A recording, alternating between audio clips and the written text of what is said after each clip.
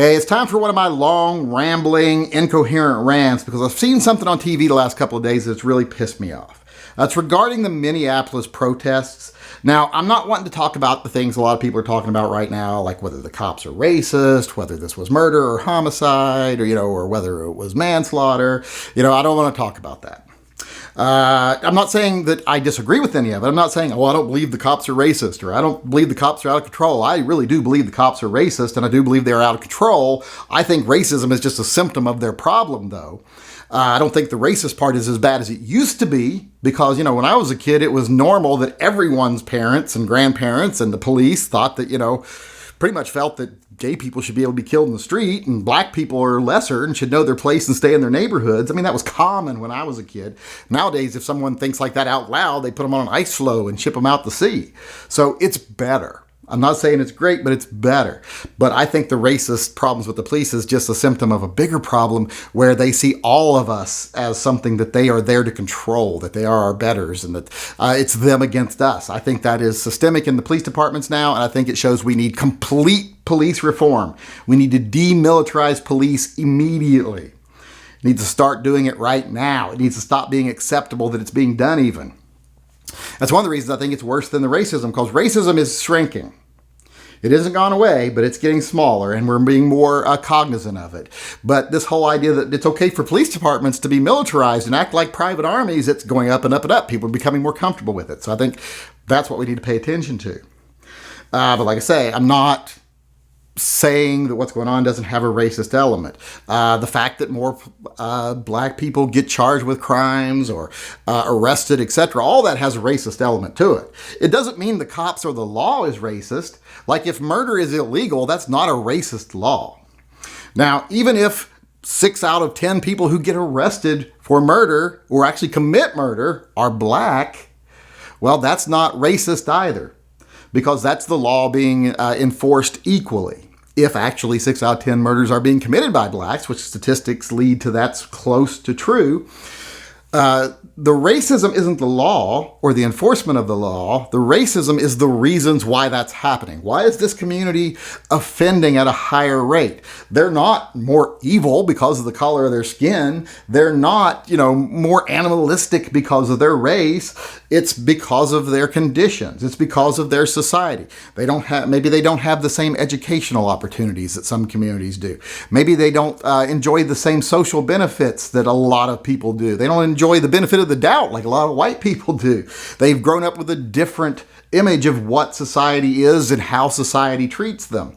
Those are the racism. Those right there are the racist issues, the roadblocks that are baked into our society, that against people of color and people that are poor and everything else. That's the racism right there.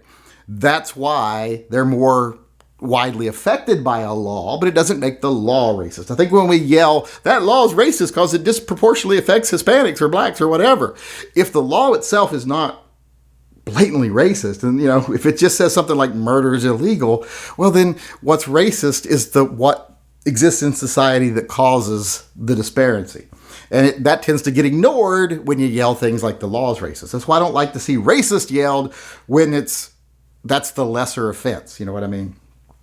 And I know a lot of people are going to call me racist for what I'm about to say, but this is the thing that I've been talking now for forever and haven't even addressed my issue. My issue is they're saying on TV that, here's a perfect example of racism in America because these rallies or these protests in Minneapolis and other places, when a black person gets killed, police respond in force and they take control and they're, overly aggressive. But when they have Second Amendment rallies or when they had those freedom rallies to, open states back up, police did not respond as aggressively. People were allowed to just walk right up to the doors and scream and yell and blah, blah, blah, and they didn't get beaten down and blah, blah, blah. And that's racism. Well, that's not really racism either. Because here's historical perspective on the two different things. These protests, these marches, etc., when these happen, like when a black person is killed illegitimately by the police, which I agree happened here, and when racism is involved, and I agree racism is involved here, these things tend to lead to violence, looting, murder, almost 100% of the time when it happens on this large of a scale. Violence, looting, murder, and we saw that again last night with the thing in Minneapolis. Now, don't get me wrong. I know that that's a small number of people doing that, but it's still happening. It's agitators, it's outside sources, it's opportunistic people, just the scum of the earth, like Antifa, etc., doing that stuff. But it's still, the event leads to that happening. Second Amendment rallies, the freedom rallies that were happening, those don't lead to violence typically. Doesn't happen. In fact, having more police there would make it more likely that there'd be violence than less likely, because there might be a confrontation by one officer might get an itchy trigger finger and there might be hundreds of civilians and cops firing back and forth at each other. So since these things don't typically end in violence or result in any type of misconduct, historically, police respond differently to those. Whereas these rallies, they know Antifa's going to show up, opportunistic looters are going to show up, etc. At gun rallies, that don't happen because we have a very low tolerance of agitators.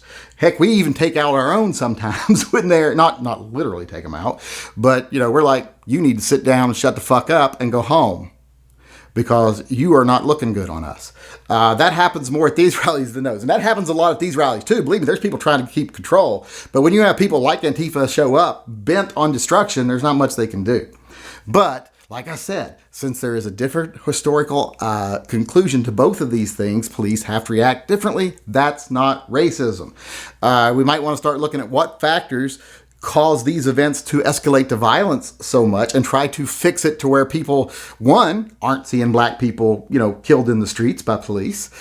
Two, are being treated fairly by the legal system. Three, are given all the opportunities that everybody else has, regardless of their color or where they were born, etc., like America is supposed to do. And finally, that they just are treated like people, period, like everyone else is. They get all the same social benefits, the same everything. And then we probably wouldn't see these events turn to violence so much. So I want to address the real issues. That's my thing. And saying that it's racist, this different police response to things going on in Minnesota and stuff going on like at the Capitals, etc., that is not an instance, whatever. I can't even fucking say the word. Instance to say racism. Because when you yell racism here, you're ignoring the facts. You're ignoring that us gun people, we're notoriously nonviolent. That's a plus on our side. You don't get to take that away from us just because your rallies are notoriously violent for whatever reason. We have to deal with the history of both things, and we have to deal with the realities. We can say, okay, the only reason ours get violent is because of this. Well, then let's try to fix those problems. But let's not try to sully the other places where where we don't get violent by saying that it's different racist treatment, that we're given the benefit of the doubt. Even if we have been given the benefit of the doubt, we've shown throughout history we don't get violent in modern protests, gun rallies, etc. It's just something we don't tend to do. And that's a plus for us. In those rallies, like I said, different. So when the police respond differently, that's not racism. That's making it look like people who go to gun rallies, etc., are people who want to burn down buildings and loot, etc. We don't tend to do that. If we did that, I need a new surround sound system, so I hope the next gun rally is held next to a Best Buy if we're allowed to loot. But we don't do that. So, and when I say we, I mean black, white, Hispanic, whatever color you are, man, woman. When you show up at a gun rally, there's going to be a certain level of decorum. When you show up at these things, it's just too big. There's too many people. There's too many outside people. There's going to be problem. It happens almost every time when they get to this level. So police responding the way they did is not racist. Like I've been ranting about for the last probably 10 minutes now. So that's all I wanted to say. You can call me a racist if you want, but I don't believe in calling racism when it's not appropriate and when it distracts from the actual racism that exists in society, the systemic racism. So let's deal with the reality of how these things are different and not scream racism just because we're treated differently, because one group actually acted differently in these situations, and having police respond differently is not racist.